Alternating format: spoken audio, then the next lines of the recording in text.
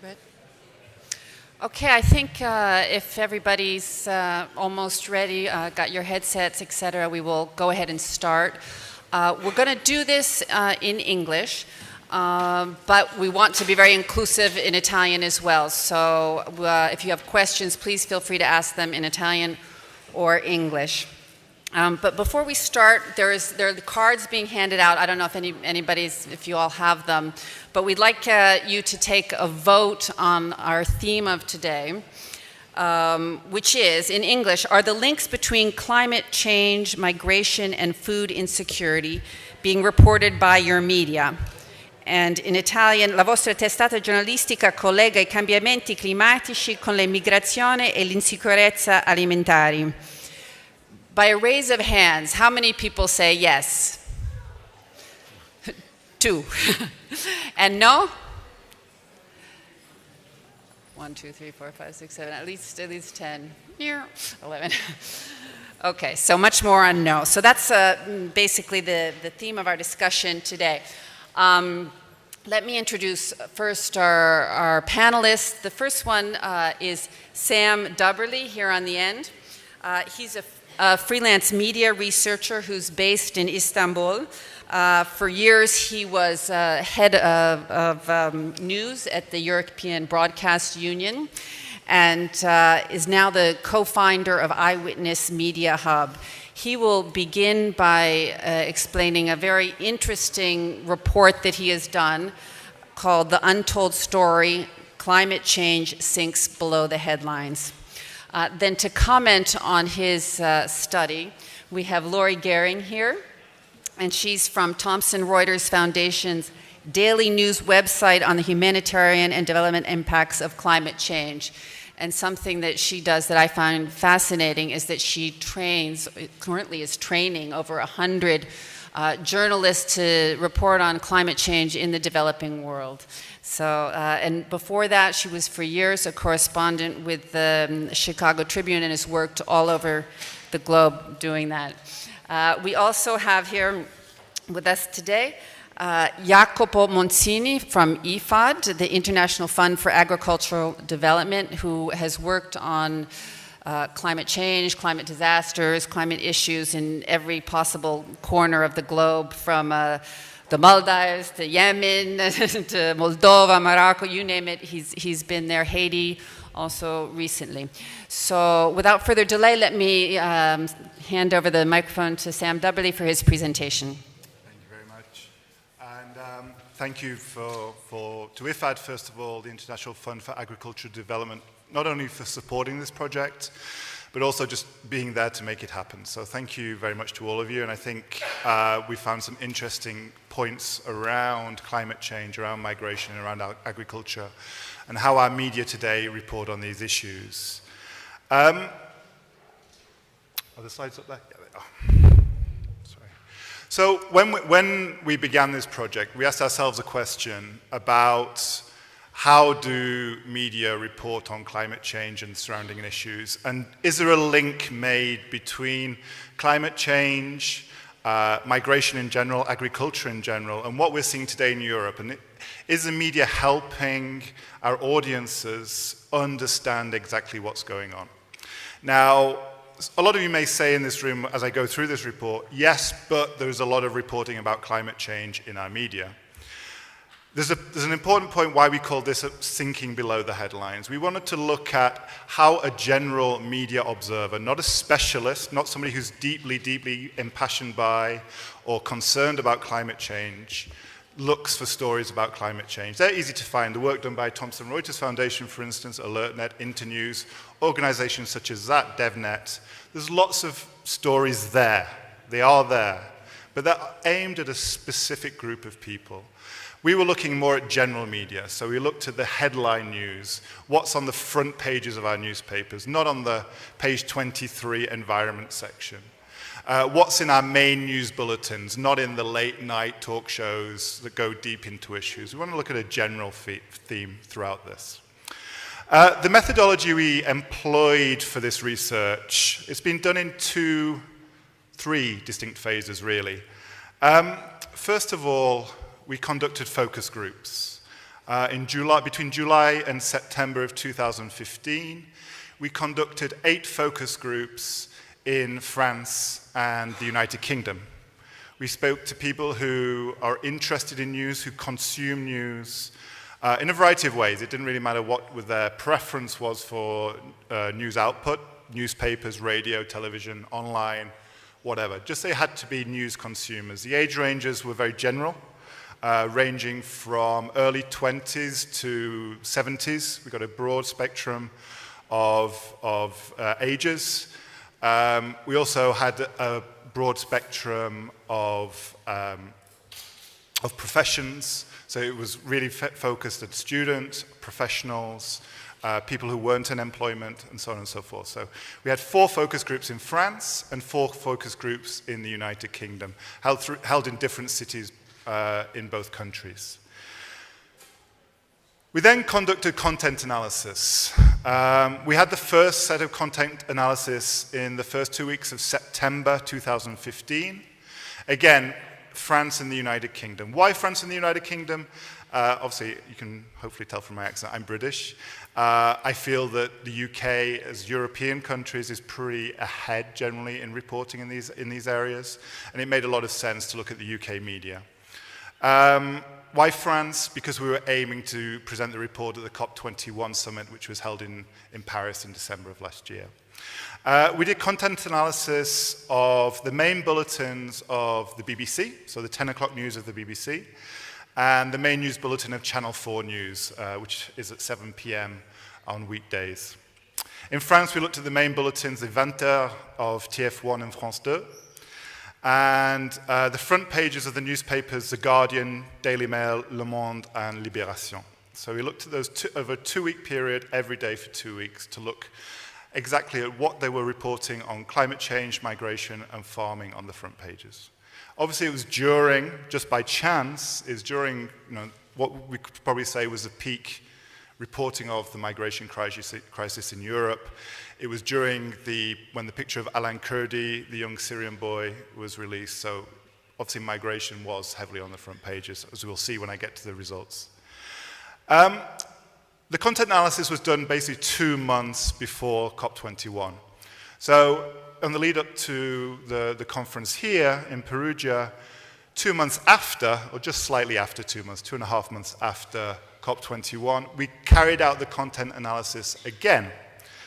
And this time, we kept the same media outlets in the UK and France, but added into it 2 television journals in Italy, so Rai and La Sette, and 2 television bulletins in the United States, CBS and NBC. And then the newspapers, New York Times, USA Today, and La Repubblica and Corriere della Sera. So what did we find, surprisingly, on the front pages of our newspapers and the main bulletins? What we saw in the focus groups, first of all, just talk to you a little bit about the focus groups and how we conducted those. We conducted something called the news game. Now, the news game is quite an interesting methodological tool. What you do is, as you start the focus group, you ask people to actually put together a news bulletin. So they had to sit down around a table with a load of pictures and pretend they were a television news editor. It's really quite fun to watch, actually, how people basically compete over stories as they would in a newsroom. Having worked in newsrooms for years, it felt vaguely familiar, very similar to what I'd seen in the office. People replicated what I'd seen actually in the profession. They then had to report back to me about what they'd found. Now, they think, in the process here, they think they're actually just presenting something back to you, but actually the discussions they have over what the stories they select in the news game actually shows a lot about their thoughts and their views on television news, on news in general. We then had a series of questions that I gave to them, and a general discussion lasting about 1 hour to get their views on how television news reports climate change, how they think television news is failing, or news in general is failing to deliver them what they would like to see as an audience, and also questions about how they think that could be improved, what they would actually like to see in their news output to help them understand the world better and understand the issues we were talking about, climate change, migration, and agriculture better. In terms of the content analysis, we looked at the type of story. So was it a migration story? Was it a climate change story? Was it an agricultural story? And then what kind of related mentions were there? So if it was a story about migration, was there ever a mention of climate change, as to understand why people migrate? If it was a story about climate change, was there a mention of agriculture to understand, people leaving rural environment, moving to cities, and then having to flee conflict or other similar issues? We looked at what kind of voices are heard in the news stories, right? Talking about migration in particular. Were the power voices, the voices in the reporting, either in print or in television? Did we actually hear the voices of the migrants, or was it only NGO officials, politicians, EU commissioners, UN officials, those kind of people? And then what kind of geographical reach was the story? If it was an agricultural story, was it an international story? If it was a climate change story, did it focus on the domestic impact of climate change, or was it the international impact of climate change? So all these are kind of the issues we're trying to understand through this research, and we report on in the report. So the big headline, as you can see from our report, is climate change stories were either completely absent in the media we looked at, or they actually decreased from between COP21, COP21, where we've told climate change is the biggest challenge facing our generation, to today, to the time we did the coding, we actually had a decrease in the amount of stories about climate change. So it seems that there was a peak around COP21 of everyone's like, front page news, we have to talk about climate change. COP21 happened, we had an agreement, and it swiftly got forgotten about by our media. And how did that see itself? As you can see there, the green stories, the green columns there are stories about migration. As I say, on the left as you're looking at the screen there, we have the UK and French media in the first part of the coding of the content analysis. So the stories in green are the stories about migration. We had a few stories leading up to COP21 about climate change and a few stories about agriculture. Nothing at all about smallholder farming, which is the big issue that IFAD talks about and raises as an important issue that's impacted by climate change, and an important issue for our world. Nothing on the front page news about that. When we moved into 2016, there was a drop-off in reporting of migration, which is somewhat understandable considering the peak we had in September of 2015. There was a little more reporting about agriculture, but this was due to a crisis in France. It was all domestic agricultural reporting in France. And then again, very little in the UK and French media about climate change. And as you can see, compare the middle red column to the red column on the left, a drop-off actually in the British and French media on reporting on climate change 2 months after COP21 as opposed to the 2 months before COP21. The US and Italian media was slightly better on the climate change issues, still a heavy bias towards migration. And in terms of the migration stories, we looked at why people were migrating. Did the media talk about why people were migrating? They did, but it was only about conflict. So they were all fleeing either conflict in Syria or conflict in general. No other reasons, no other depth was given as to why somebody might be fleeing. Why did the conflict occur? What are they fleeing from? What is the background to help us in this room, I guess predominantly Europeans, to help us as Europeans understand why this huge group of migrants is moving from one continent into Europe. We also looked at the power voices. Now, luckily, when it came to migration, and this is all in the report, luckily when it came to, migration, we did actually have a lot of migrant voices. Not enough, in my opinion, but we did actually hear quite a lot from migrants. People were interviewed at the Hungarian border, at the Croatian border, as to what they were experiencing. Obviously, these were in crisis moments for them, so it wasn't particularly in-depth comments on migration. They were explaining their experiences at the border, not necessarily why they were migrating, but we did actually hear from the migrants as to why they were migrating. When it came to climate change, stories tended to be international, and they tended to be very big, very hard to understand. It's just, climate change is this big issue that really, I as an individual wouldn't really know how to approach. It was a big crisis. It impacts us all. The politicians have been talking about it, but helping me understand as an individual what I could do is quite difficult. And then if we move on to what our focus groups would tell us. So I've kind of skipped ahead of my slides, I do apologize. So as I said at the start, we were looking at the headlines, and this came through in our focus groups. And this is kind of a general theme across all 8 focus groups that, the broadsheets, so broadsheets in English means the reputable press, let's say, in the UK, that would be The Guardian, in Italy, Corriere della Sera, not the tabloids, so the more sensationalist press. The broadsheets, you can get the articles there on climate change that go in depth, providing you can find them. They certainly won't be front page. And as we saw in the coding, this was very, very much the case. There was very little on the front page about climate change. And that was also felt by the audience. The audience were like, well, you can if you look very hard for it, but we don't really know where to look for it, especially if we're not particularly interested in climate change.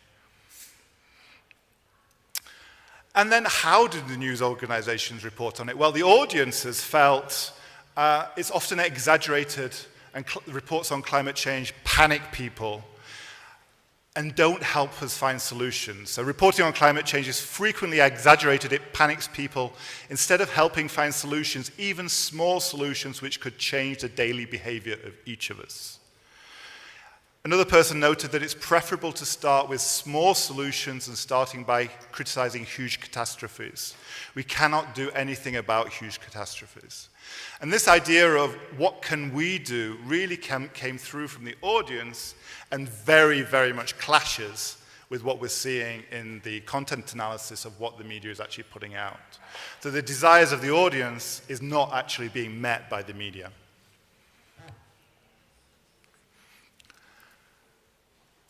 Again, what I want is for the media to tell me what I can do about it. What can I do about it as an individual? Now, this person believed there was actually an understanding of climate change and migration and the fact that if crops are failing and people have malnutrition. But again, a real misunderstanding about what they could actually do about it. And then when we looked at the news game, what was very interesting is all 8 focus groups basically replicated what they saw in the news. They didn't think at all like, oh, we could do something different. This is how I would like news to be. What they did was like, oh, this is how news is. So they're saying that the issues we're tackling aren't being explained by the news, but the power of the structure of news as it is today in terms of just reporting on the sensationalist big issues around climate change, they don't really know what to do about it.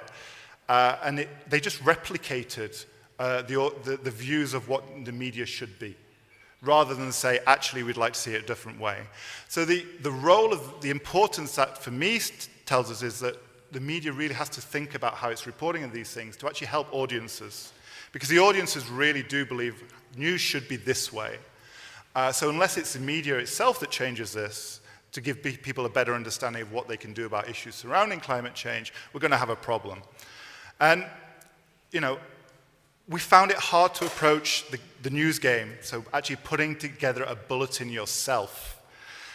We found hard to approach it without thinking about what will sell, not what we want to put in it. I was thinking about what the media puts out, not what I thought was important to have in the news bulletin. So the audience just expects this replication to happen, and they replicated it themselves. And there was also a call from the audiences to put climate change higher up and to be more honest about what they think was going on. There was a belief that a lot is not being talked about, certainly on the front pages of newspapers, in the main bulletins of television channels. So they think an awful lot is not being talked about, and I'm sure we'll have differences of opinion on that, because I'm sure there is a lot that's being talked about. But this was really the view of the audience that was coming through in the focus groups. So that was a brief summary of the research we did. I hope that's going to lead us into some discussion and provide you some questions. So yeah, it's all in there in the report that I think you can pick up here, right? James is nodding at the back. There is a copy of the report which explains more of the methodology of the news game, how that works, and actually more in depth of the findings. But I'd hope we'd have a discussion about it now. Thank you, Sam. You didn't mention the polar bear thing. Do you want to I didn't mention the polar bear thing, because yes. that really hit Sorry, me. you said that before. So, polar bears, right? People really are kind of fed up of seeing polar bears when they're seeing reporting about climate change. Somebody referred it to the hackneyed view of climate change. So the view that we just replicate the polar bear issue again and again and again. And actually for the audience, that's becoming quite a tedious image to see. Same with the smokestacks, right? You either use polar bears or you use factories with smoke coming out of them. Those images about climate change are actually not very useful at all for the audience to actually understand what's going on. Polar bears are a long way away from Perugia. Understanding the environment and how polar bears environment is being destroyed is actually a long, long way away from the news audiences in Europe and the United States for them to actually understand climate change and what they can do to change it. Yeah, it hit me because I read in the report that some man said, I want to know about the food coming to my table, not about the polar bear. Personally, I like polar bears. But just to clarify who I am, I forgot to introduce myself. I'm Tricia Thomas, and I work with Associated Press Television. And I think I probably was invited also to do a big mea culpa, because AP, for one, does do this major slalom between the earthquake, the tsunami, the major migration story with 300 migrants sinking and dying in a ship, and not going back to the source, to the root causes, to the solution. So yes, we are also definitely guilty of that. And so now I want to pass the floor to Lori, who works specifically on improving journalism and getting journalists out there doing more solution stories. Can you tell us about what you do and what you think of this report? Sure. I work for the Thomson Reuters Foundation. We're the sort of charitable arm of Reuters. Sorry. And so we cover undercovered stories, things that we think aren't covered well enough in the media, and we put those stories out on the Reuters wire. So we essentially supplement what does go to lots and lots of media around the world. And we're doing that not only through having our own reporters, but I have a string of it's more than 100 freelance writers now who are in some of the most climate vulnerable countries around the world. And I think that they see the stories that I'm never going to see from London. They come up with the ideas, and what we do is help people then who are learning about this topic or who are trying to write about it, and sometimes in quite detail in a language that's not their own. And we essentially work with them and bring that stuff up to the level that it can go out on the Reuters wire. So it's a way both to get the news from the ground out, and it's a way to train people who are out there in the field how to do this writing, know how to do it so they can do it for all their own media as well. I'm curious with those of you who, I presume most of you are journalists, how many of you think that climate change contributes to migration? Can I see a show of hands? Okay. How many of you can prove that? Great. See, this I think gets to one of the issues that is a problem. We find when we're writing about this that climate change is something that accelerates things that are already happening. It's one of many drivers of migration. And I think this is one of the things that makes it hard for journalists to cover this link very well, because you are talking about multiple drivers of migration: Conflict is the driver. Behind the conflict, there may be climate change. There may be poor governance. There may be any number of other, environmental degradation generally that's separate from climate change. And teasing out, saying that an event is attributable to climate change is very, very difficult. And I think that's one of the things that really makes doing this and drawing this link tough. I think that another one, I'm a former American newspaper correspondent. You guys know how many American newspaper correspondents are left out in the field these days. Most of us have lost our jobs over the last 10 or 15 years because of the contraction in American media. And that is really, really difficult, because the way that you can tell these stories really well is to be in an area looking at the migration patterns, following families, watching what happens with their crops, watching if someone leaves to migrate, and really tracking this. And that's very, very difficult to do now when there are not as many people out in the field. I think you can still put a face on this. Those of you in Europe, it's a fantastic opportunity. There are migrants all around us. You can put a face on this story, and you can talk to them about what brought them here. Though I think always there's continue to be issues about whether people are telling the real story. When there are fake passports out there and people having to claim that they're from somewhere they're not, it's very complicated. I'll leave it there. Okay, I want to pass the microphone now to Jacopo. Jacopo, like I said earlier, has worked all over the world. At lunch, he was telling me a little bit about some work in Sudan, teaching the community, working on a community reforestation project. Definitely didn't see any of that in the mainstream media. How can the media do more on the things that you see all the time? Thank you, Trish. Well, I think, here the important point is to recognize that, as Laura was saying, that migration is driven as well by climate change and environmental mismanagement. Because one point I think it is important to make is that environment and climate change is the same thing. Actually, climate change is a resultant force of mismanagement of natural resources. And then the solution is one of the solutions, of course, is to work on this management, to fix what has been broken. Now, of course, we cannot fix the changes in the climate. This is a fact. It's a fait accompli. That's why now most of the organizations, mine as well, are investing massively in adaptation. So what we said. What we see from the field, Sudan is just one of the cases, is that especially small farmers, people that have less than 5 hectares, but the majority has even less than 1 hectare, depends heavily on climate to have their livelihood. So when you think about climate change, again, it's not only the polar bear, which is, of course, one of the victims, as everybody else. But it's the fact that if these people receive less water or less snow or increased temperatures, then the formula is very easy. It means zero food.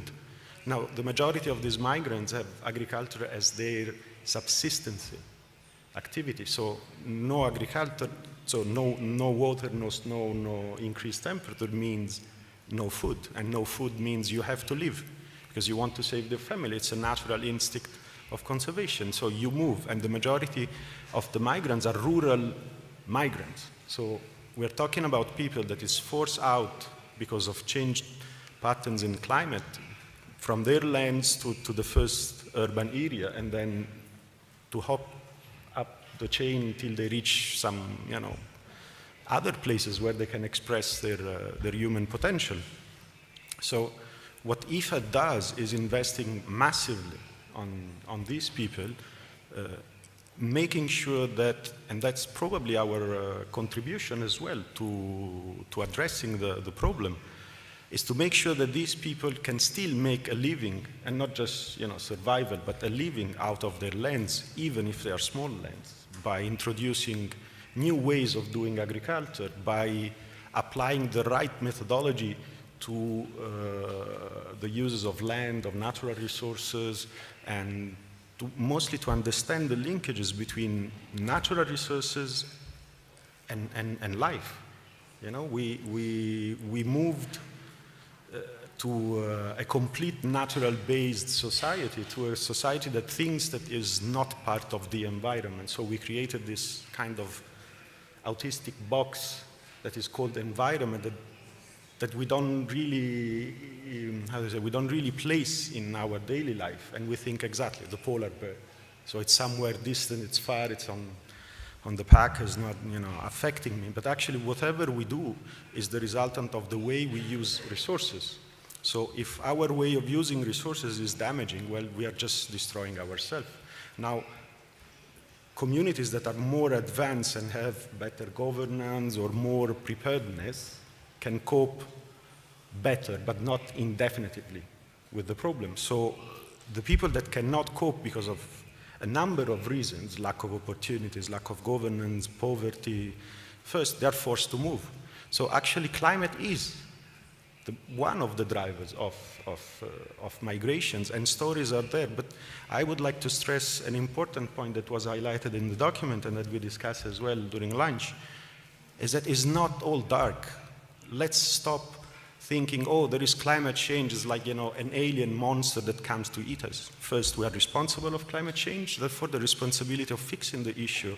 And when I say we, it's humans, it's not just this community, more than that. I mean, it's a global it's a global problem that affects everybody. But if things are done in a proper way, if resources are managed with, a long-term perspective, with rational on it, with an optimization approach, well then, there is a massive contribution into fixing not only the climate issue, which means that we are going to adapt to this new developing situation, but as well to support those people, those communities that cannot do it right away.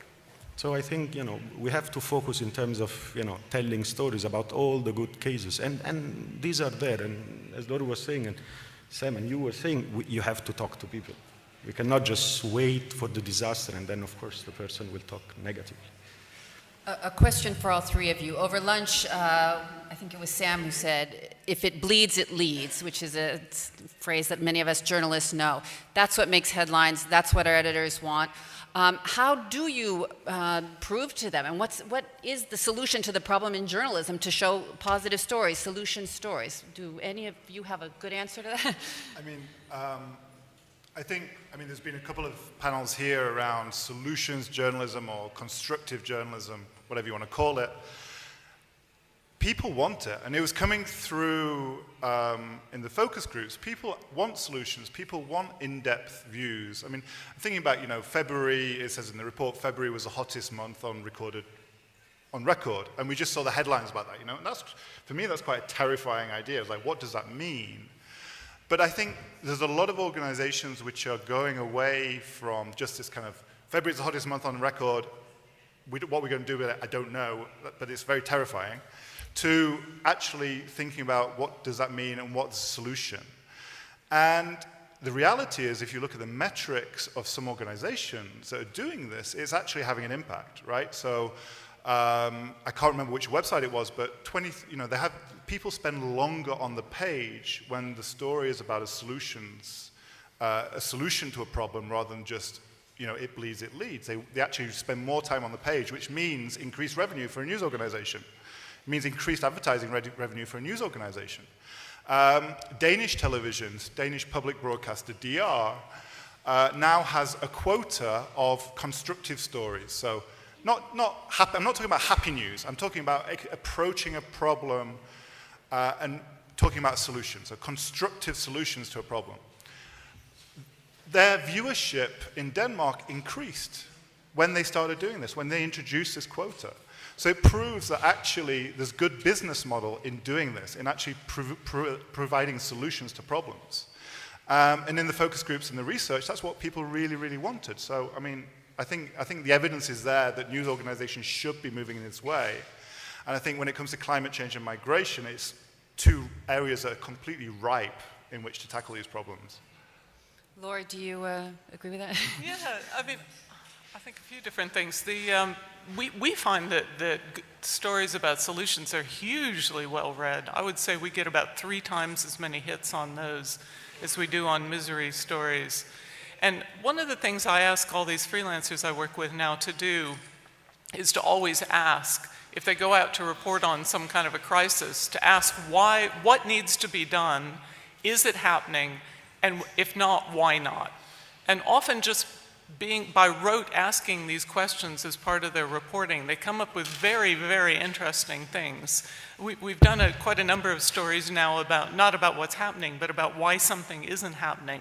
And the answers are very enlightening and very interesting. So I think that you really can find quite good stories that are not, happy news stories just to try to be that. I think giving people giving everyone a sense that this is all doom and gloom and there's nothing to be done about any of it is just, people are turning it off. I find that I turn off in reading news when it's all just seems completely grim. I don't know about you. I mean, we're journalists, but I find on a drumbeat of really, really negative stories on almost any topic, I'm unlikely to read them every single day. So I think it's worth looking around and looking outside the regular tendency to just cover the event at the moment, to look for these things, because they're really interesting, and that's where the good stories are. Jacopo, do you find that journalists are coming to you, or people where you're working, in countries where you're working, there are journalists who are reaching out to these poor farmers or trying to find these solution stories, or not at all? Well, not at all. But what we are doing, we are supporting local press to stimulate. I mean, we are trying to stimulate this process in many different projects. Not only because it's good to expose good things on paper. It's not just about tragedy. Otherwise, you need really like Prozac after the morning reading. But as well because if you start reporting of positive things, of positive solution applied to common problems, well, that means that the reader himself can learn out of this. So it becomes really a knowledge sharing. It's not just I think we have as well to move from okay, I report about something that happened, then rather to I share something that is useful. And I think this is, for us, it's a major topic, and it's extremely important because it will help really to transmit the message and to share with all the others that are not maybe part of your project or your intervention to be exposed to a possible solution rather than a disaster. I'd like to open it up now to some of your questions. I'm hoping we'll get lots both in English and Italian. Many of you are journalists. Have you covered climate change stories? Have you covered migration stories? I imagine most of you have done that. And what your experience has been and what you think about this whole question. Do we have anyone out there with a question?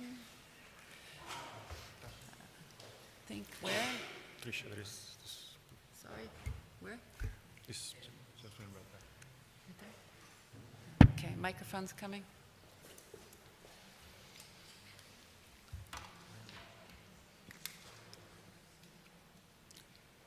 Okay, I think my question is mainly for Jacopo. I'm a journalist dealing with African issues, and in the past years, the phenomenon of the so-called land grabbing has been widely covered, as long as the word widely applies to African subjects. And I was wondering whether there are data that prove that there's a link between people being relocated in other parts of the country because of land grabbing and the decision of these people to leave the country. Do you want to take a round of questions and then we answer? No, let's do one at a time for now. Well, I don't think I'm the right person to answer your question. I'm not, dealing with like land grabbing issues. I mean, it's definitely a major issue, but I'm really not the right person to answer you. Sorry. There is someone who has any clues about? No. Sorry. Sorry. Anyone else? Climate change. We have a woman up here for the microphone. Over here? No, here in the second. Yes, you can ask it in Italian. Did you get the microphone though? Scusi, c'è una signora qua. Volevo chiedere appunto una strategia per poter parlare di cambiamenti climatici potrebbe essere non solo appunto quello delle buone notizie, ma quello delle notizie più piccole, quelle diciamo locali, per esempio, no? L'inondazione di un'area definita, che deve essere raccontata appunto raccontando anche le cause e spiegando alla popolazione che possono fare qualche cosa, cioè possono, una volta che lo hanno capito, sollecitare per esempio le pubbliche amministrazioni nell'azione specifica di adattamento, in questo caso piuttosto che di mitigazione, ma comunque di adattamento al fenomeno specifico. Quindi la domanda in sostanza è questa: è un buon giornalismo quello di sollecitare la popolazione, la cittadinanza ad azioni di pressione, ecco, per le pubbliche amministrazioni, per i decisori? E come eventualmente suggerite, i giornalisti in particolare, che si agisca, insomma, che si possa fare una buona informazione in questo modo, ecco, se lo ritenete opportuno. I think I'll let them comment on this. I think in general, I grew up in Boston, Cambridge area, and there was a bumper sticker that said, think globally, act locally. And I think that can be also true for journalists. It's good to think about climate change on a large scale, but sometimes as a journalist you should focus in on those issues in your area, put pressure on the local government through your journalism for certain things. So that's my opinion. Then there's the other issue that Lori mentioned before about how there's so many less, at least for the US media, so many less foreign correspondents, so many less people covering Africa, Asia, in small towns and places. So there are less people talking about some of these very important climate change issues in those places. Anyway, I'll pass that to you guys to address. Yeah, I think that that you can. There's ways to give people ways to act that are not sort of advocacy and saying this is what you've got to go out and do. I mean, I think in the U.S., as in many places, there's this perception that what we spend on aid is a huge portion of the budget. You know, it's 15–20% of our budget every year. You know, the fact is that it's a tiny, it's, you know, a fraction of 1%.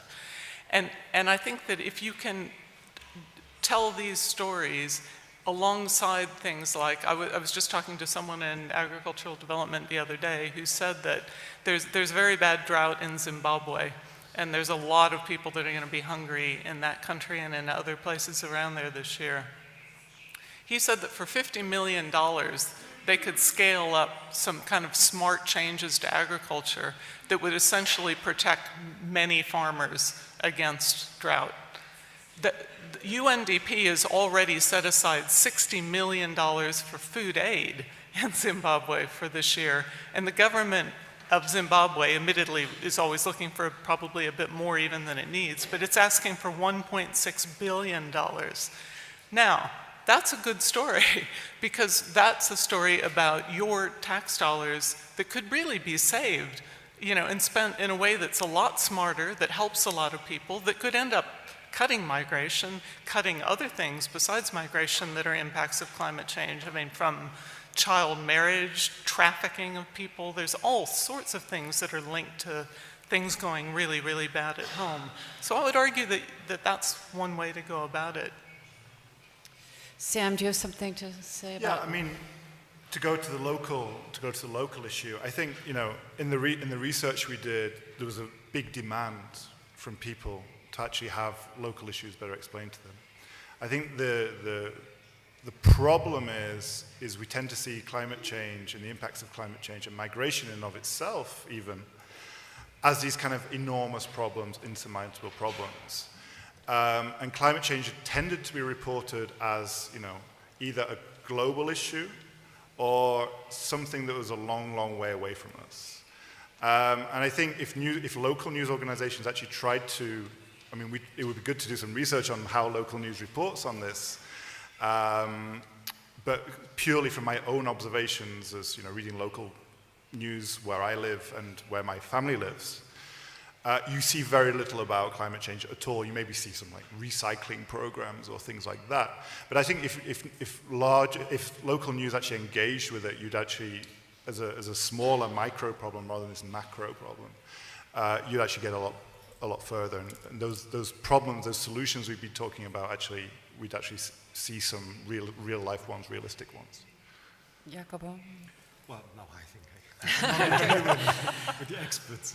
Do you have a question over there? Yeah. Okay. La farò in italiano. Io sono una giornalista freelance, mi occupo soprattutto di fenomeni legati alle migrazioni e ai richiedenti asilo. Mi occupo di tematiche legate appunto al climate change più per interesse personale come lettrice che non come autore. La cosa che mi suscitavano le vostre riflessioni, mi veniva da porre quella domanda di guardare la questione dall'altro punto di vista, cioè noi giornalisti quando abbiamo raccontato le migrazioni, soprattutto nell'ultimo anno, è emersa in maniera molto forte la distinzione fra il profugo, il richiedente asilo e il migrante economico, senza domandarci troppo quali sono le cause che portano il migrante economico a fuggire. E quindi la domanda che mi faccio e che vi faccio è: che colpa hanno anche i media nell'accentuare queste differenze, ponendo il migrante economico come una sorta di serie B, cioè tu scappi, vieni qua perché vuoi stare meglio, quindi tutto sommato potevi startene dove stavi e vivere, continuare tranquillamente la tua vita senza mischiarti con chi ha veramente bisogno di aiuto.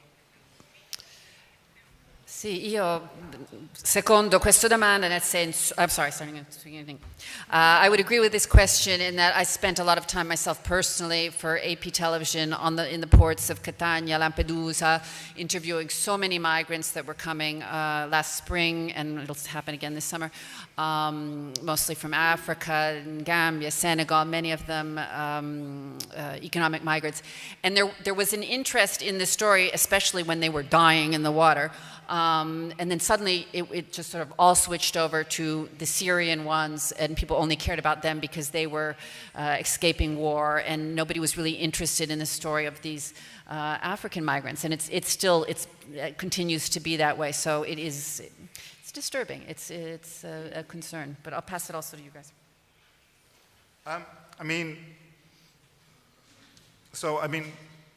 My thinking is, I refer to something Laurie said at the start of, how do we prove that climate change has affected migration? I was thinking about that. And it's speed, I think. Climate change is a slow phenomenon, right? It happens over time. Whereas, I worked in television news for 13 years. Television news is immediate. So we have to know what the solution is, what's happening now? Why is it, now? Rather than actually looking backwards and thinking, well, this led to this led to this. So I think, if we can find a way to somehow take a deeper breath, we think of the slow food and the fast food movement, maybe we need a slow news and a fast news movement as well, and have a bit more slow news to actually, everything's happening so fast, right? I switch on Twitter every day and it's like, this avalanche of news, avalanche of stories, avalanche of reasons and explanations. And I wonder if in this world of social media a little bit, it's not our job as journalists to actually take a bit of a slow news approach and take our time to actually explain why things have happened in a kind of process way. So, in the research report, I reference academic pieces which are kind of showing that in Syria particularly, there was a drought which led to migration to the cities, which then led to the conflict, right?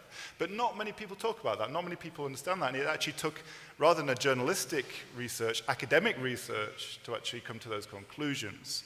So personally, I think it's interesting. I don't know if many of you saw the Times of London, the real Times,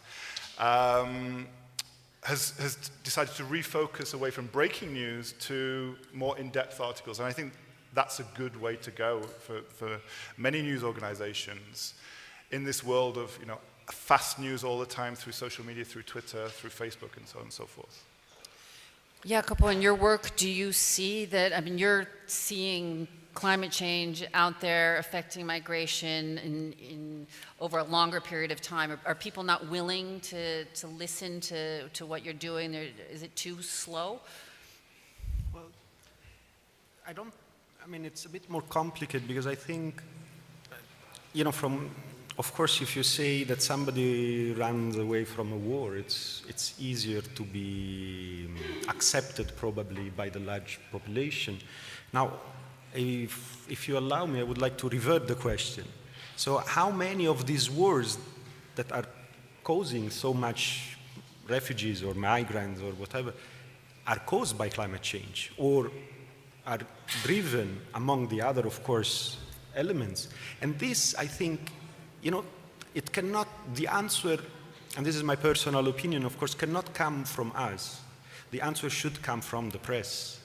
I think it's your responsibility as somebody that need to talk to the others and for the others most of the time. And in your case, from what I understood, for those that have nobody that speaks for them, to show these links. But this needs exactly, I mean, first, to look into the issue. Definitely when you look at the Syrian war, there was before the war a massive internal migration linked to the drought. And this drought is most probably, if not triggered, but surely enhanced by climatic changes. Now, the difference between the two subjects that you identified is just that one leads most probably into a burst conflict and one in the conflict to be. And that's wherever you see conflicts nowadays, I mean, actually conflict is and has always been related to natural resources and who should access and uses them. Now, we never faced conflict, at least on a large scale, on natural resources that were freely available and widely distributed, which is not anymore the case. So now you fight because your field doesn't have rain anymore, so you need water. So I think, you know, it's more, I think we could spend 3 entire years just answering this question. But I think, really, I would like to see from the press an in-depth analysis of the causes. And believe me, the materials, the documents are extremely and widely available online. You know, we are most welcome, I mean, to look at our website as well. Go ahead, Sarah. I think too that in the reporting that you do, you know, when you're out talking to migrants, some of that is just talking to someone as they're toting their child along and passing by, and you don't have time to go into much detail on that. But I think when you have the opportunity to sit down with someone who you have got a common language with and you have the chance, just be a 2-year-old, you know, just ask why. Why? What, you know, what came before that? So you decided to leave. Why was that? You know, well, this happened. Well, why did that happen? You know, and you keep getting an answer and just keep peeling down. And I bet that you'll find at some point in the background of that, you'll get to some of these reasons, that there was crop failure, that the governance was really bad, that, you know, you can begin to track it back, I think. And through telling someone's story that way, that's your avenue to make this case, I think, that climate change is a contributor to this. I was at the Paris climate meeting at the end of last year, and there was a big session on migration and climate change there. And every major migrant organization was represented at that thing, and they all said uniformly that what we're seeing now in migration in Europe is nothing compared to what we are going to see as a result of land degradation and climate change coming up. And so trying to sort out these issues now is an incredibly useful thing for journalists to do, because if you can get to these answers, they're going to be really, really important in the future. And even some of the things that you might not think about, they argue that migration is always seen as a failure of adaptation. Well, migration also might need to be a form of adaptation. You know, if you're dealing with, say, sea level rise, at a certain point you're not going to adapt anymore in land that's underwater. And so I think that it's really journalists' job to dig into some of these issues and try to look for some answers and push people for them before we see even more of what we're seeing now. Before I came here, I stopped by briefly at a thing with Jay Carney and Mario Calabresi talking about explanatory journalism. And Jay Carney was saying, we talk a lot about Twitter and things getting shorter and shorter, but there's also much more room now with blogs, with the internet, for much longer explanatory journalism, and some of this could easily fit in that format.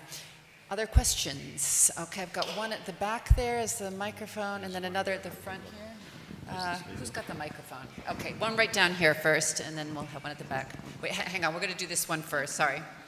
Sì, mi domandavo, abbiamo cercato, cioè si è proposto appunto di trovare soluzioni per una miglior comunicazione e anche come ottimizzare gli strumenti a nostra disposizione. Adesso con i migliori auguri molto probabilmente le generazioni presenti in questa sala non vivranno direttamente gli effetti dei cambiamenti climatici, quindi mi domandavo magari se era possibile e in che modo coinvolgere le generazioni, la generazione che sarà più direttamente coinvolta, quindi le più giovani. Absolutely. I think the younger generation cares a lot about. I have my own 15-year-old daughter. Every time I'm brushing my teeth, she comes and turns off the water. It says, "Don't waste water, Mom." So I think yes, I'm all in favor of including the younger generations. But again, I'll pass it to the speakers here. Yeah, I think they have a huge stake in this, and they're interested in it, and we'll tell these stories. But I completely disagree with you that we're not going to see the impacts. The impacts are there. This is not a problem of the future. This is a problem right now in huge places in the world. I mean, lots and lots of the world is being affected now. If you get a chance, go out and look. Even in, within Europe there are things happening, but almost anywhere you go in Africa these days, particularly the Sahel in South Asia, it's happening now. Sam? In terms of tools, I think, to speak on that, I think there's a huge opportunity for news organizations to experiment with new tools in telling these stories. I'm the age I am, and I saw Snapchat, I've used Snapchat for the first time here. I mean, I use a lot of social media, but I've never really got into Snapchat. But then seeing that and seeing how Snapchat works, I'd love to see, stories aimed at people of the Snapchat age, Snapchat generation, looking at these issues. And I think there'd be so much to be done. For instance, just thinking off the top of my head, every migrant rightly has a smartphone coming across Europe. It's their life source. Now, a smart news organization, number one, is using WhatsApp to interview these people. Because somebody who's migrating, you don't know where they're going to be from when they leave, let's say from Turkey, if they leave Izmir, Çeşme, move over to the islands, move to Athens, move onwards and onwards and onwards. If you're a smart journalist, I think there's a huge opportunity to reach out to these people, to connect with these people, and you can keep interviewing them using things like WhatsApp. Now, taking that further, I'd love to see Snapchat channels with these people and to understand why, the two-year-old question. Why? And they give you the time. You're never going to be able to sit down with somebody who's migrating away from Syria because of climate change and understand that if you just meet them in Lesbos, for instance. It's going to be very hard. You can meet them in Lesbos, form a bond with them, and then use these tools, these new tools that are aimed at the generation you're talking about, to keep the conversation flowing and to tell stories of their migration, and then also the backstory of why and where they came from. I mean, I'd love to see news organizations really engage with those kind of ideas. It'd be great. Yeah. Jacopo, you have a 2-year-old. I imagine you want to say something. Oh my goodness. It's already difficult like this. No, I think definitely youth are the target, should be the target. There is no discussion about it. Also because they're more reactive, and in my opinion, they have a better understanding. They're more pragmatic than my generation. So yes, it has to be done, and I agree with the colleagues. I mean, like, climate change is not that it's happening, it's happened. So the climate has changed and will keep changing. And I can tell you that wherever you go, even here in Umbria, the impacts are massive. Just consider that Piemonte lost 43% of his income related to skiing. And this is not just 1 year, it's a trend. And we have data for every place on Earth, and the trend is a changing patterns. So, but one last thing on youth. Where the press has to be more attentive is that you should not terrorize the youth.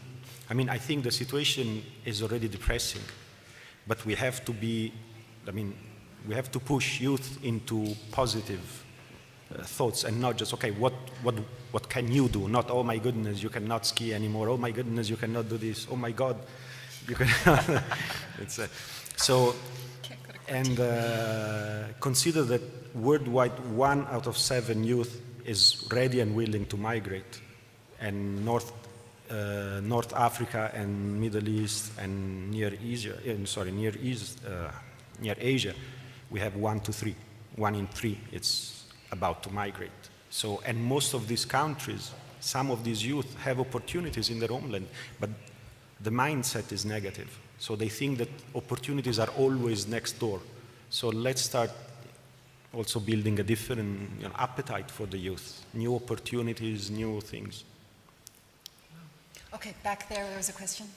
If climate stories with solutions get 3 times as many reads, why are journalists and editors not doing more of these stories? Is it just that they don't accept or know about this business model, the case for it? And what can we do to actively change the situation? I'm an environment press officer at the University of Leeds, and we have a wealth of research in adaptation that nothing would please me more than to get that into the front page of every newspaper. How can we do this? What can we do? You need a polar bear, I think, is what you need. No polar bear. Just kidding, just kidding. I mean, sorry, maybe I was unclear. I didn't say that stories which report solutions on climate change get 1/3 more views. It was just solutions-based stories get 1/3, be it whatever the solution be. So, sorry if I was unclear on that. I mean, I think getting, if I were, working in a university, or indeed somebody like IFAD, similar kind of trajectories in terms of the research that your academics are doing, I'd just love to see that data being made available to journalists, which is positive, which is, provides a solution to a problem, not just saying, this is the hottest month ever, oh my God, rather, so, and what do we do? And how do your academics or the people at your university, how would they propose a solution to that? And I think that's where we're going. I think in terms of solution-based journalism in general, it's kind of a trend in the last year, 2 years, 2.5 years really. I think it's gathering pace. Organizations like BuzzFeed are making a massive difference in this space. And when at conferences like this, when people talk about those returns and the increased engagement time, people are going, wow, and it is starting to spread. The first time I heard about it was at a conference in Morocco 3 years ago, and now I'm hearing about it at every conference I go to. So I think that it is a positive thing, and it is spreading because of the numbers we're talking about. I will just, go ahead, sorry, Laura, go ahead. I think you have to find ways to make it interesting, because there's a lot of really good, worthy solutions out there. We have admittedly, we do this, a lot more of this than many mainstream media do, but I heave a sigh every time I see another thing about clean cook stoves and how people are not breathing fumes and no children are burning their homework with the thing. I've just seen this 10 billion times, and I tell people, I don't want to know about that. I want to know about power for running industry now. That's what, I want bigger scale. I don't want to hear about 10 farmers that are digging pits to plant their maize in, and that has made things better. I want to hear about 10,000 of them and how the ministry has taken this on and is putting its budget toward it. And I want to see people in it. I think one of the good things you can do, if you're trying to get across these, is to tell journalists, we've got this thing going on. Here are 4 people in Ethiopia. I can get on the phone with you. Or why don't you go out there?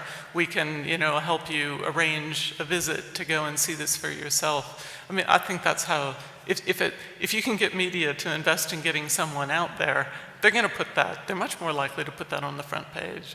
So just find ways to put people with the innovation and realize that it has to be big now. Little tiny climate innovations, I think, are not enough anymore. On the people front, that came out in our focus groups. So what we did was, in the news game part, they had a selection of people they could interview, and we had an academic expert from the University of Oxford, people on the ground, and invariably, even though in general they repeated the structure of news bulletins, people prefer, the focus groups preferred to hear from people on the ground. They tended to eschew the experts because they expected the journalist to have done the interview and to report what the experts are saying, but they wanted to hear about how it impacted people locally on the ground or wherever on the ground. I just add, I'm here sort of as the devil's advocate, or just to be the mea culpa one. From AP's perspective, it is hard to see our editors pushing in a solutions. I mean, we're all over Brussels terrorism. You know, that will get us a lot of attention. And the Amanda Knox murder, Meredith Kircher, I've spent a lot of time here in Perugia. That wasn't a solution story. So it's hard to convince editors. It's hard to make that move, but it's a good thing to start doing. You wanted to comment on? No, just a very brief comment.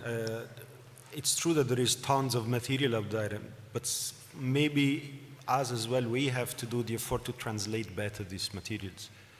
You know, sometimes, you know, we indulge with our own jargon, and we talk as everybody already is fully aware and knows. So, you know, like when we write, we also have to think that 99% of the others do not really are expert in the field. So, and for a journalist to receive 300 pages paper that says how to adapt to climate change, it's unreadable most of the time. So a little more effort from our side probably is as well needed. Well, who else, good. I think, do you have a question back there? No, you have the microphone back. I think I saw there is a question. Down here. Okay, sorry, down here. Yeah, a question to Jacopo, because I was looking at your webpage right now, and I was saying that some activity, for instance, in Colombia, where a country I well know, that you do some projects there. So I was wondering what kind of problems have the IFAD encounter in areas that are very difficult, politically and I mean security because of paramilitary and guerrilla, and so that's a question, because I mean how to deal with the population and also the money that you receive, but because I see here, like for instance, a project that costs $69 million, and I know well that's, I mean the state, for instance, wouldn't imply so much money for some development in the regions. And a question to Laurie, if you were saying you train people in some countries that do development, what kind of also support or training do you also give to journalists that have to work in areas that are as difficult as, for instance, in Colombia, where there is also difficult climate? Sure. Well, I can't really talk about Colombia because it's not one of the countries I'm responsible for, so I don't know the case of Colombia. But in general, you know, I mean, wherever we can work, we work. And the mandate of IFAD is to target smallholders, rural poor. And there is there is a lot of attention and money invested in making sure that this is done through the whole process. Then second thing, consider that we do not just give money. You know, most of the cases are loans taken by the state, so there is a huge responsibility for the states, and every cent that is provided is audited, so there is a huge investment in securing that the money reaches the target population. Then, of course, it has to be seen case by case. So I cannot really answer about a case where I don't have experience on cases where, like the one you present. Say it again. Yeah.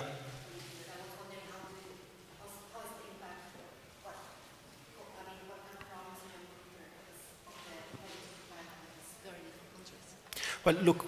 First, when you work on themes that are transversal, you have less problems.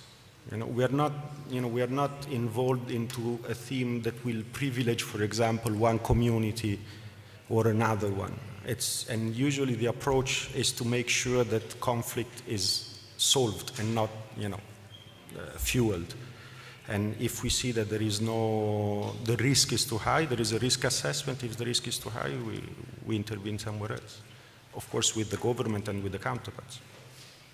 Laurie, I think there was a second part for you. Yeah, I mean, I think it's hard to work in lots of places. I had a reporter last week that was in central Burkina Faso where it was 49 degrees C. And they blew up a hotel in Ouagadougou not that long ago. This is the fourth time that we tried to do this trip. And all the previous ones were put off because of security concerns or other problems. Or, just plain it's now the rainy season and you can't get through on the roads. So, yeah, it's challenging to get out in these places and cover these things. I was in Colombia the day that, I've forgotten her name now, that was kidnapped, the politician there that was held for all those years. Yeah, she drove into the displaced there, and I flew in a helicopter, and she was kidnapped that same day. I'm really aware of what people are up against. I mean, in the training that we do, in our coverage, we try to use a lot of local journalists because they already know the situation on the ground. They're very familiar with what's there, and we help them out. We, for instance, have little pictures of our journalists on our website. We've taken those off for some reporters who are in risky areas and that kind of thing. But, I mean, in the training that we do, we train journalists and editors because I think it's really important that it's really frustrating when you train journalists to do good coverage of climate change and they go back into the newsroom and the editor says, we're really much more interested in something else. Why would we want to do this? So we train editors as well now. We find that works better. And we try to do mentoring because I think one-time training gets people excited, but it's very hard to change culture of what you're doing. But if you have ongoing access to someone who can help you, either by putting a mentor in the newsroom, which is what we're doing increasingly, or just having an ongoing relationship with people that you've trained, which is what I do largely, that it can be really useful. And people see the stories. It's fantastic. They start out thinking that this is boring stuff and they're not really interested, and they get out in the field and they start asking questions and they fall in love with these stories. Okay, we've got one right here. I would like to ask you, which are, in your opinion, the more important data that prove that migration is also caused by climate change? I mean, which are the data that you would like to see published in the front page by media? Thank you. I think Jacopo's the best one to answer that. Sure. Well, the data available is that the majority of the migrants are rural migrants. So we're talking about people that by 99% have their livelihood from agriculture.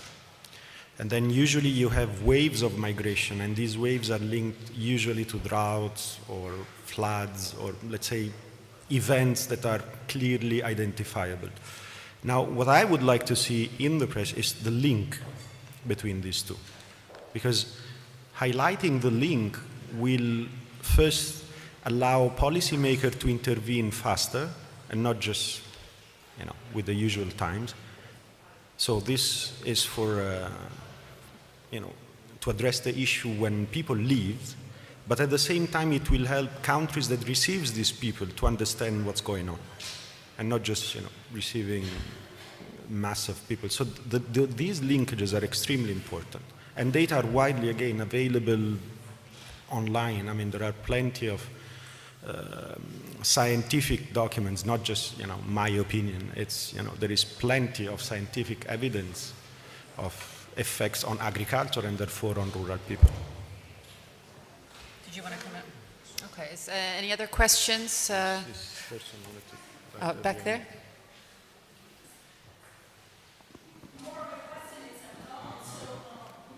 Oh, sorry. All right, straight at the back, and then we'll go to you. Straight back there.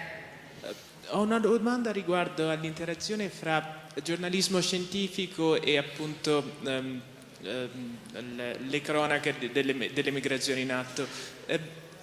So che c'è un movimento che nega appunto il cambiamento climatico che è molto forte. Ad esempio, ho di recente letto paragoni fra la crisi agricola precedente alla rivoluzione francese del 1789 e le migrazioni in atto dall'Africa subsahariana.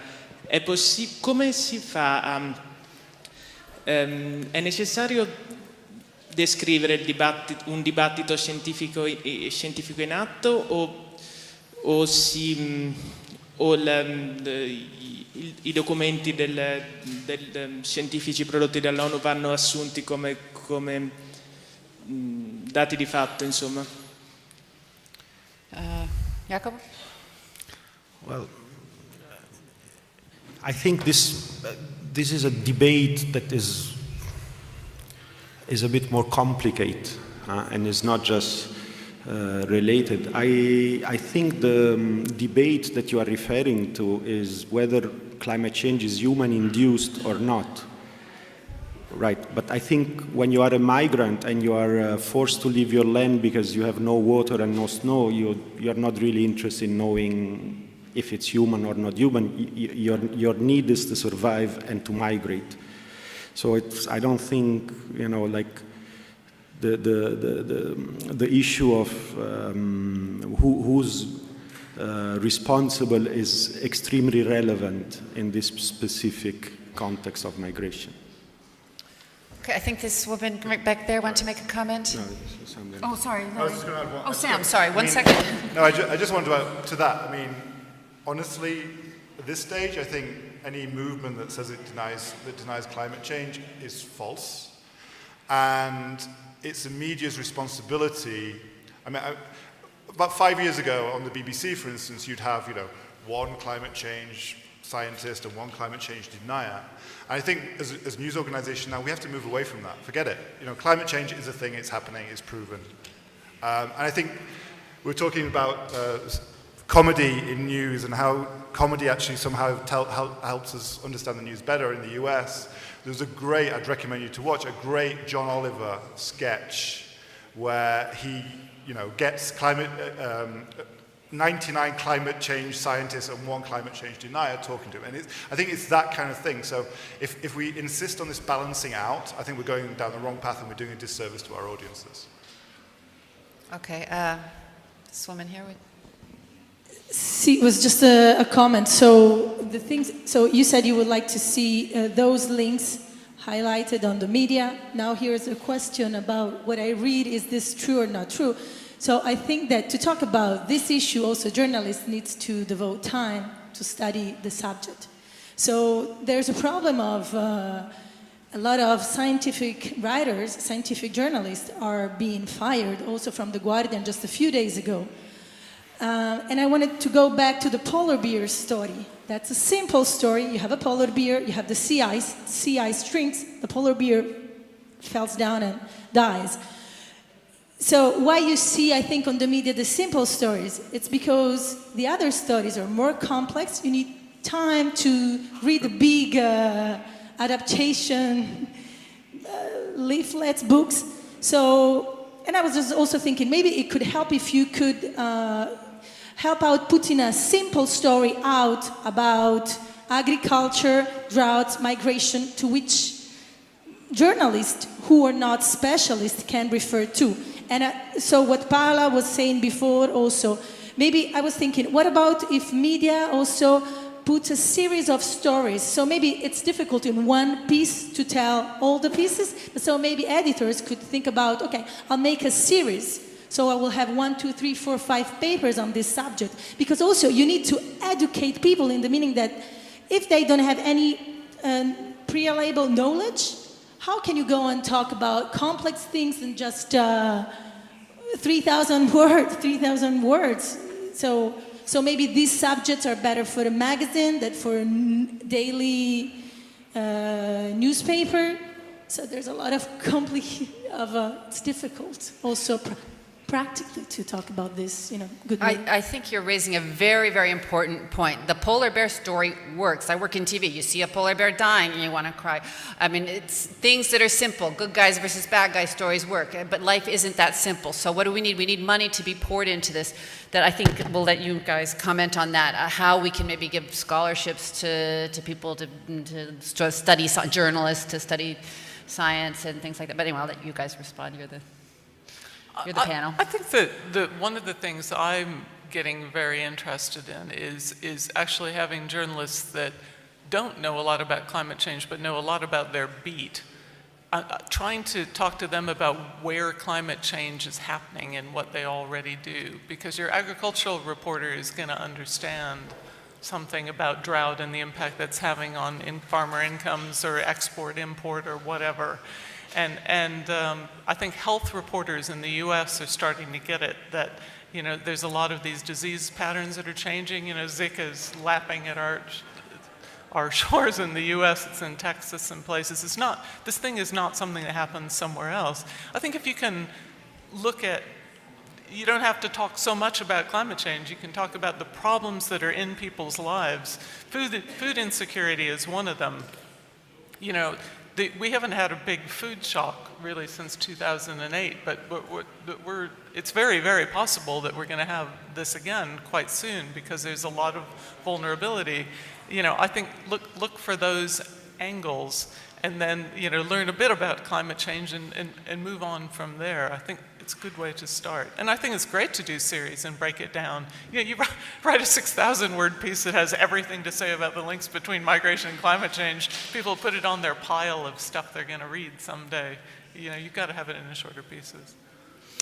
I've been told we need to wrap it up here. Do any of you want to make one last comment? All right, well, thank you all for coming, and go out and write those climate change, migration stories, and get the ball rolling on this one. Thank you. Thank you.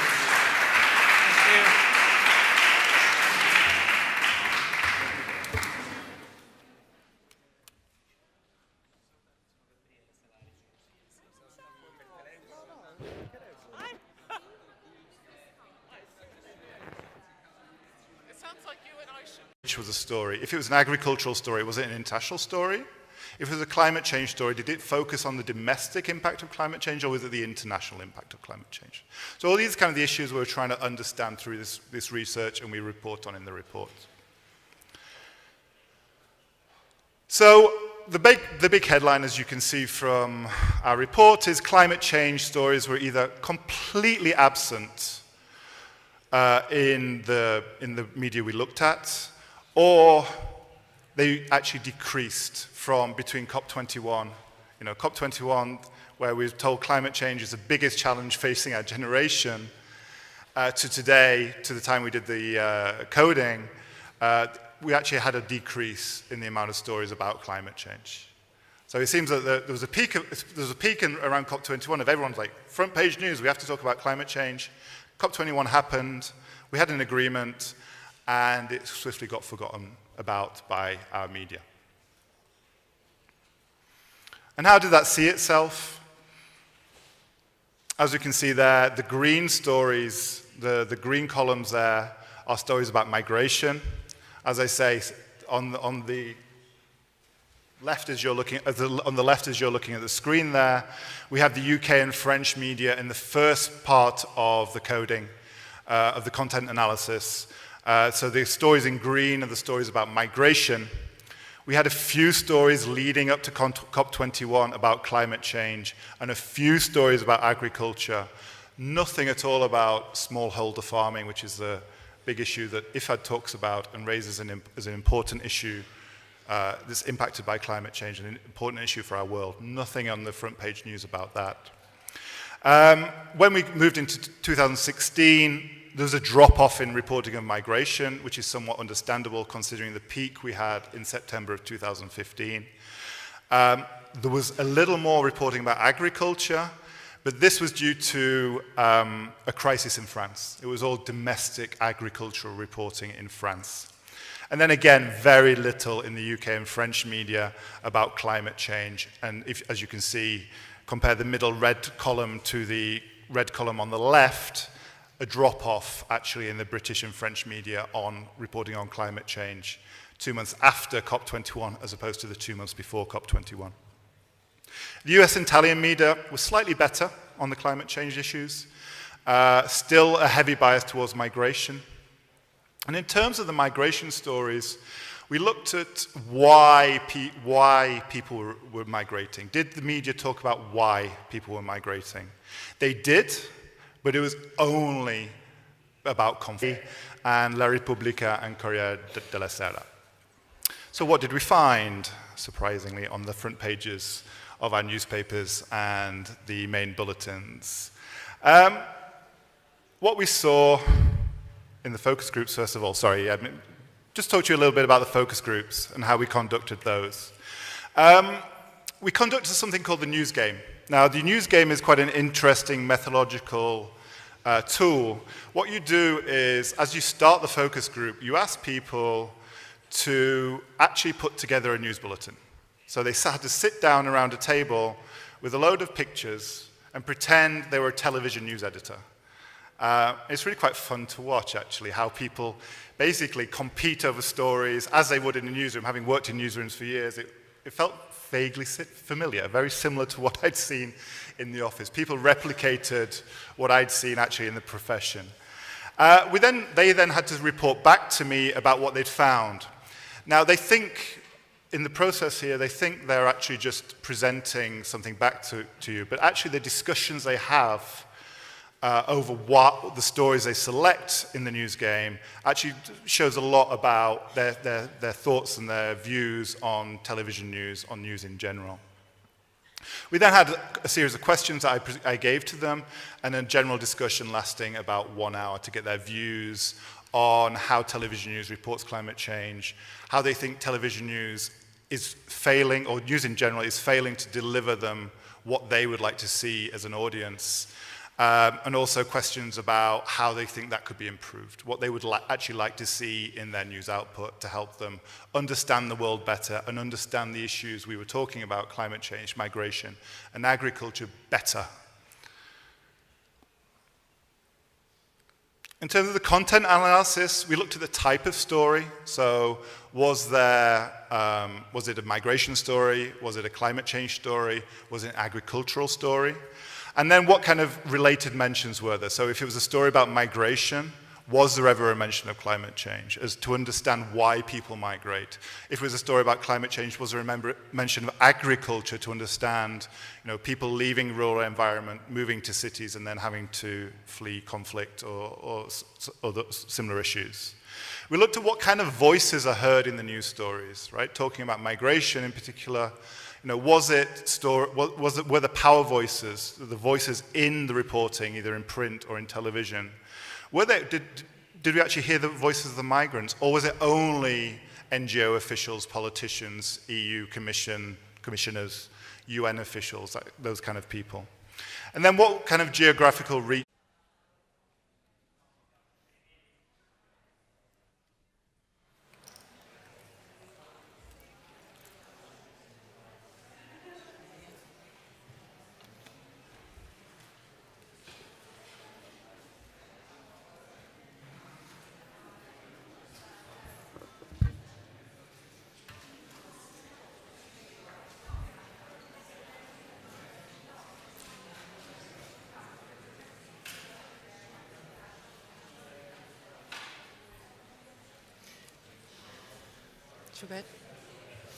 Okay, I think if everybody's almost ready, got your headsets, etc., we will go ahead and start. We're going to do this in English, but we want to be very inclusive in Italian as well. So if you have questions, please feel free to ask them in Italian or English. But before we start, there are the cards being handed out. I don't know if if you all have them, but we'd like you to take a vote on our theme of today, which is, in English, are the links between climate change, migration, and food insecurity being reported by your media? And in Italian, la vostra testata giornalistica collega I cambiamenti climatici con l'immigrazione e l'insicurezza alimentari. By a raise of hands, how many people say yes? 2. And no? 1, 2, 3, 4, 5, 6, 7, at least 10. 11. Okay, so much more on no. So that's basically the theme of our discussion today. Let me introduce first our panelists. The first one is Sam Dubberly here on the end. He's a freelance media researcher who's based in Istanbul. For years, he was head of news at the European Broadcast Union. and is now the co-founder of Eyewitness Media Hub. He will begin by explaining a very interesting report that he has done called The Untold Story, Climate Change Sinks Below the Headlines. Then to comment on his study, we have Lori Gehring here, and she's from Thomson Reuters Foundation's daily news website on the humanitarian and development impacts of climate change. And something that she does that I find fascinating is that she currently is training over 100 journalists to report on climate change in the developing world. So, and before that, she was for years a correspondent with the Chicago Tribune and has worked all over. News output, newspapers, radio, television, online, whatever. Just they had to be news consumers. The age ranges were very general. Ranging from early 20s to 70s. We've got a broad spectrum of ages. We also had a broad spectrum of professions. So it was really focused at students, professionals, people who weren't in employment, and so on and so forth. So we had 4 focus groups in France and 4 focus groups in the United Kingdom, held in different cities in both countries. We then conducted content analysis. We had the first set of content analysis in the first 2 weeks of September 2015. Again, France and the United Kingdom. Why France and the United Kingdom? Obviously, you can hopefully tell from my accent, I'm British. I feel that the UK, as European countries, is pretty ahead generally in reporting in these areas, and it made a lot of sense to look at the UK media.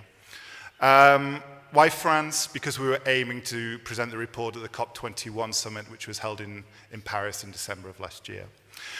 We did content analysis of the main bulletins of the BBC, so the 10 o'clock news of the BBC, and the main news bulletin of Channel 4 News, which is at 7 p.m.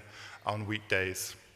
In France, we looked at the main bulletins, the 20h of TF1 and France 2, and the front pages of the newspapers, The Guardian, Daily Mail, Le Monde, and Libération. So we looked at those over a 2-week period, every day for 2 weeks, to look exactly at what they were reporting on climate change, migration, and farming on the front pages. Obviously, it was during, just by chance, what we could probably say was the peak reporting of the migration crisis in Europe. It was during when the picture of Alan Kurdi, the young Syrian boy, was released. So obviously migration was heavily on the front pages, as we'll see when I get to the results. The content analysis was done basically 2 months before COP21. So on the lead up to the conference here in Perugia, 2 months after, or just slightly after 2 months, 2.5 months after COP21, we carried out the content analysis again. And this time, we kept the same media outlets in the UK and France, but added into it 2 television journals in Italy, so Rai and La Sette, and 2 television bulletins in the United States, CBS and NBC. And then the newspapers, New York Times, USA Today. The Globe doing that. We also have here with us today Jacopo Monzini from IFAD, the International Fund for Agricultural Development, who has worked on climate change, climate disasters, climate issues in every possible corner of the globe, from the Maldives to Yemen to Moldova, Morocco, you name it, he's been there, Haiti also recently. So without further delay, let me hand over the microphone to Sam Dubberly for his presentation. Thank you very much. And thank you to IFAD, first of all, the International Fund for Agricultural Development, not only for supporting this project, but also just being there to make it happen. So thank you very much to all of you, and I think we found some interesting points around climate change, around migration, around agriculture, and how our media today report on these issues. Are the slides up there? Yeah, they are. Sorry. So when we began this project, we asked ourselves a question about how do media report on climate change and surrounding issues? And is there a link made between climate change, migration in general, agriculture in general, and what we're seeing today in Europe? And is the media helping our audiences understand exactly what's going on? Now, a lot of you may say in this room as I go through this report, yes, but there's a lot of reporting about climate change in our media. There's an important point why we call this sinking below the headlines. We wanted to look at how a general media observer, not a specialist, not somebody who's deeply, deeply impassioned by or concerned about climate change, looks for stories about climate change. They're easy to find. The work done by Thomson Reuters Foundation, for instance, AlertNet, Internews, organizations such as that, DevNet. There's lots of stories there. They are there. But they're aimed at a specific group of people. We were looking more at general media, so we looked at the headline news, what's on the front pages of our newspapers, not on the page 23 environment section. What's in our main news bulletins, not in the late night talk shows that go deep into issues. We want to look at a general theme throughout this. The methodology we employed for this research, it's been done in three distinct phases, really. First of all, we conducted focus groups. Between July and September of 2015, we conducted 8 focus groups in France and the United Kingdom. We spoke to people who are interested in news, who consume news, in a variety of ways. It didn't really matter what their preference was for